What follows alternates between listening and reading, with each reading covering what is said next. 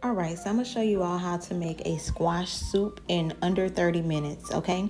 So I got my squash, I cut it up, and then I went and put it in my blender. I do have a function on my blender for soups. So I put that in there, and I will link the information about this blender in the bio, adding in a little bit of spring water because I didn't want it to be too thick. I wanted it to have, a good amount of liquid to it.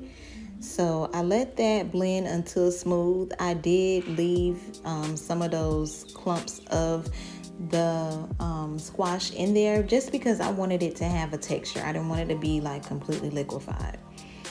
So I'm adding my grapeseed oil to that pot, and I'm dicing up my red onions. We are keeping this completely alkaline, Dr. Sebi approved ingredients. And then I had a little bit of an orange bell pepper left, and I just wanted to use that bell pepper before I begin my new pack of bell peppers.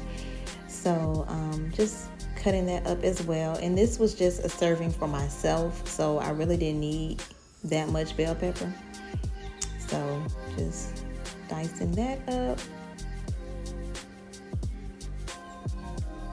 And more red onions.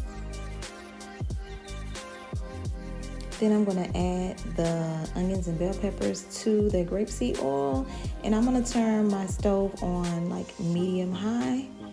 Then I'm going to go ahead and add in that mixture of the squash. Yum. Put the lid on that, and I let that cook for maybe about 10 minutes.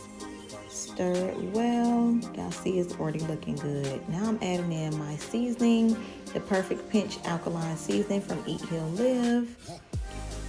And it's all alkaline, Dr. Sebi approved herbs in that. Give it a good stir. Then I let it cook a little bit longer, maybe about 5 more minutes on that heat. And it was a little thin to me, so I wanted to thicken it, so I added in the chickpea flour. So I topped it with some crushed red peppers and some cilantro.